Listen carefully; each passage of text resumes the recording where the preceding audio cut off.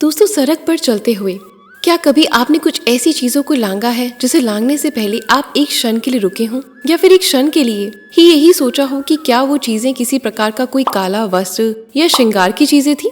यदि आपके साथ भी ऐसा हुआ है तो मैं आपको बता देती हूँ कि आपको उन चीजों को देखकर यूं आश्चर्यचकित होना और रुक के सोचना बिल्कुल सही था, क्योंकि हमारे विष्णु पुराण में भी ऐसी ही 7 चीजों को बताया गया है जिसे देखने पर नजरअंदाज करने की भूल गलती से भी नहीं करनी चाहिए।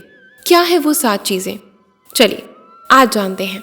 दोस्तों, आज की भौतिक दुनिया में मनुष्य इतना प्रायोगिक हो गया है कि किसी भी चीज से जुड़े वैज्ञानिक कारणों को खोजने लगता है, किंतु आज की पीढ़ी का हमारे पुराने ग्रंथों और शास्त्रों से अनजान होना आम सी बात है, और उनकी यही अज्ञानता उनके लिए मुसीबत का कारण बन सकती है। जो अधिकतर जनमानस ये नहीं जानता कि उनके द्वारा अनजाने में लांघी हुई वस्तुओं का असर उनके शारीरिक और मानसिक स्वास्थ्य को भी प्रभावित करेगा, बल्कि साथ में उनकी मृत्यु का कारण भी बन सकता है। शायद अब आप बात की गंभीरता को समझ सकेंगे। आइए बताते हैं। विष्णु पुराण के अनुसार पहली वो चीज जिसे लांघना बहुत खतरनाक है। दोस्तों, कई बार हमें सड़क पर मृत प्राणियों की अस्थियां दिखाई देती हैं।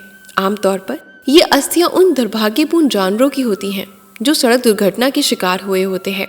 ऐसे शवों के संदर्भ में विष्णु पुराण कहता है कि किसी भी मनुष्य को ऐसी अस्थियों को ना तो भूल से लांघना चाहिए और ना ही इसके बगल से गुजरना चाहिए, और यदा कदा ऐसी भूल हो भी जाए तो तुरंत जाकर स्नान करना चाहिए। स्नान करने का कारण हमारे धर्मशास्त्रों में बताया गया है कि शव या शव के अवशेष अर्थात अस्थियों के आसपास नकारात्मक शक्तियों का जमावड़ा होता है, फिर चाहे वो शव किसी जानवर का ही क्यों ना हो। ऐसे में यदि कोई मनुष्य इनके संपर्क में आता है तो उसकी पवित्रता तो नष्ट हो ही जाती है, साथ ही उसको बहुत सी कठिनाइयों का सामना भी करना पड़ता है। अब बात करते हैं विष्णु पुराण में बताई गई दूसरी वस्तु के बारे में। तो दोस्तों, वस्तु कुछ और नहीं बल्कि बाल है। सुनने में ये कोई भयानक सी चीज नहीं लगती, पर हमारे हिंदू धर्म में बालों को बहुत ही अशुभ माना जाता है। इतना ही नहीं, बालों के संदर्भ में महाज्ञानी भीष्म ने एक बात अर्जुन से कही थी, यदि भूल से भोजन में बाल आ जाए तो गलती से भी भोजन नहीं करना चाहिए, क्योंकि ऐसे भोजन पर पिशाचों का अधिकार हो जाता है। इसलिए भोजन के संदर्भ में ऐसा माना जाता है कि ये किसी भी मनुष्य के शरीर पर भार के समान है। इसलिए जब कोई व्यक्ति अपने बालों का त्याग करता है तो वो साथ में उन नकारात्मक विचारों को भी त्याग कर देता है जो उसके कष्टदायी जीवन का कारण होते हैं। यही कारण है जिस वजह से जीवन के जन्म और मौत के शुभ और अशुभ अवसरों पर मुंडन कराया जाता है। इसलिए दोस्तों, सड़क पर पड़े कटे बालों को लांघना नहीं चाहिए। यदि ऐसा किया तो बालों का त्याग करने वालों का भार उसे लांघने वालों के सिर पर चढ़ जाता है। अब आते हैं तीसरी वस्तु पर। तो दोस्तों, तीसरी वस्तु है भस्म अर्थात राख। दोस्तों, असल में होता यूं है कि जब कोई हवन, यज्ञ, पूजा, अनुष्ठान होता है तो भूल वंश या ज्ञानता के कारण ये हवन की आग रास्ते में ही फेंक दी जाती है। अग्निदेव की कृपा से उपजी राख बहुत पवित्र होती है। ऐसे में यदि कोई व्यक्ति इसे लांघता है या पैर रख देता है तो वो पाप का भागीदार हो जाता है और जीवन भर कष्ट भोगता है। यदि बात की जाए चौथी वस्तु की, तो हमें किसी भी रास्ते में पड़ी उन वस्तुओं को नहीं लांघना चाहिए जिन वस्तुओं का प्रयोग तांत्रिक विद्या या उतारे में किया गया हो।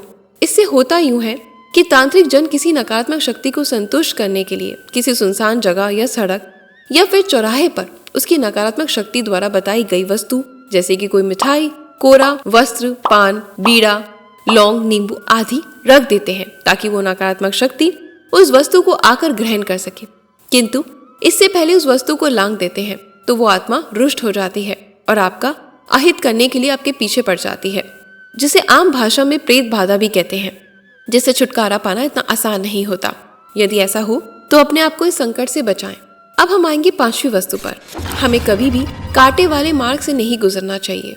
वास्तव में कांटे भरे मार्ग पर चलना दुर्भाग्य का प्रतीक है। यदि कोई व्यक्ति ऐसे मार्ग से गुजरता है तो उसे चोट लगने की संभावना तो होती ही है, परंतु उसके साथ ये आपके दुर्भाग्य में भी बढ़ोतरी करते हैं।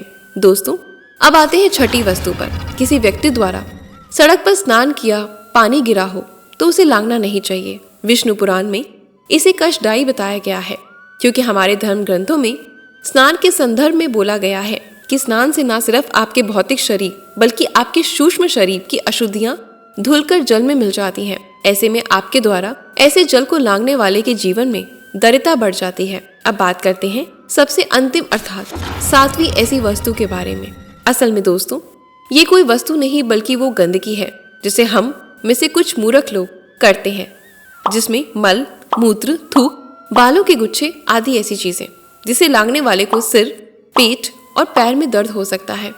तो दोस्तों, ये थी वो 7 वस्तुएं जिसे विष्णु पुराण में रास्ते में दिखने पर लांघने से सख्त मना किया गया है। दोस्तों, आपको हमारी आज की वीडियो कैसी लगी कमेंट करके जरूर बताएं और वीडियो को शेयर और लाइक करना ना भूलें। धन्यवाद।